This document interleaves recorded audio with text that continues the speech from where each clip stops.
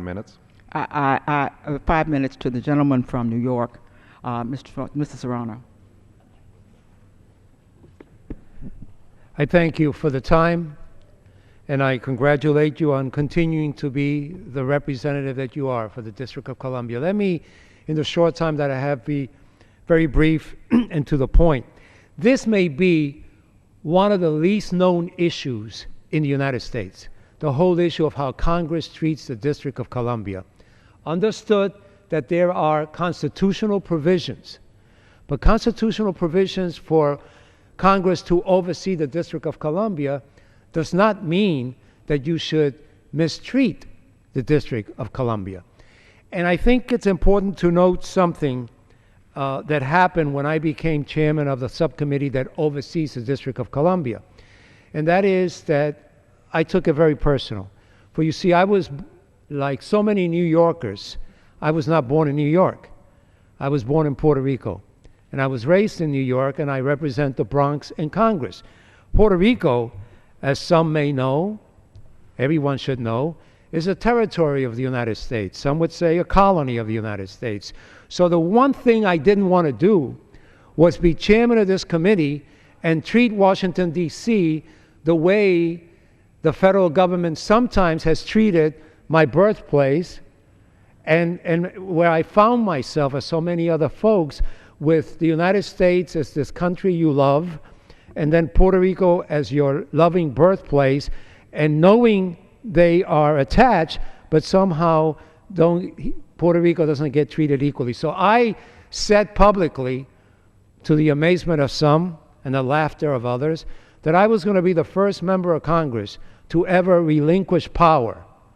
I didn't want more power. I wanted to give up power. I wanted less and less to do with the District of Columbia. Let them govern themselves. And so the first thing we did is we found out that we were not allowing the District of Columbia to have a sensible approach to the HIV/AIDS issue epidemic by not allowing a syringe exchange program. Now, it's important to note what we're talking about here. You have monies that are raised locally by Washington, D.C., and then you have federal dollars.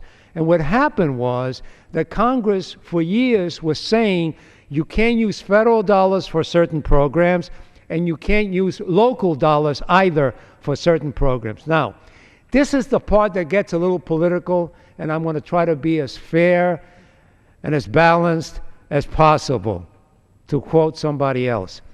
I believe that some members of Congress who did not wish to discuss these issues back home or could not fight these issues back home used the District of Columbia as the experiment by which they could say, abortion, I'm against abortion. Where? In the District of Columbia. Needle exchange, oh, I don't accept that. Where? In the District of Columbia. Same-sex marriage, oh, I'm totally against that. Where? In the District of Columbia. And they couldn't go back home and accomplish these things in their districts, but they imposed it on the District of Columbia. My role, I felt, and I did accomplish it, unfortunately that may change soon, was that little by little, I got bipartisan support, both parties, to remove, under your leadership, and I'm being honest about that because you pushed and you pushed and you pushed, under your leadership, to remove these riders, to let them decide what to do with the HIV crisis, to let Washington, D.C.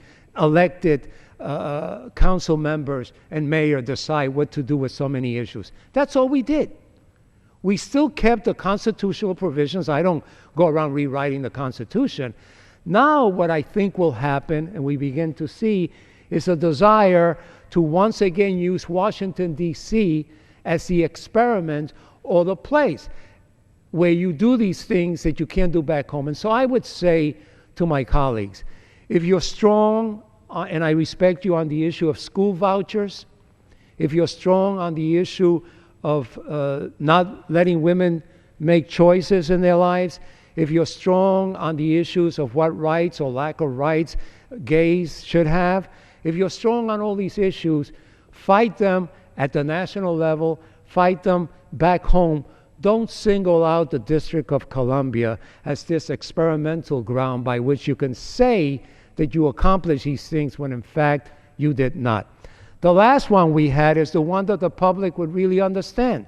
The last one, which got lost in this budget that we just did, is the one that simply said that they could approve their own local budget without having Congress say yes or no. Now picture throughout this country, there are people watching us right now throughout this country who have local school board budgets, who have local fire department budgets, who have local town and city and county budgets. They get their dollars from federal funds, from local funds, from state funds, but they don't come at the end of the budget process and say, members of Congress from all over the world, can you please approve my budget? No.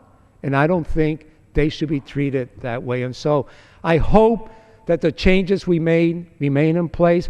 But above all, I hope that we respect the citizens, the American citizens who live in the District of Columbia, the residents who live here. And lastly, we were elected to be members of Congress, but I was not elected to be the mayor of Washington, D.C., and I was not elected to be a member of the Washington, D.C. City Council. They have their own government. They can govern themselves well. They have their own finances. Let's give them the respect they deserve, and I hope as time goes on, these victories that we had, not for us, it's not going to get me reelected in my district, but for the people in Washington, D.C., that they stay in place. And again, to my colleagues, if you want to make these points, make them back home, make them at a national level. Don't pick on the residents of D.C. to make your point. And I thank you again. I very much thank the gentleman, not only for his remarks today, but for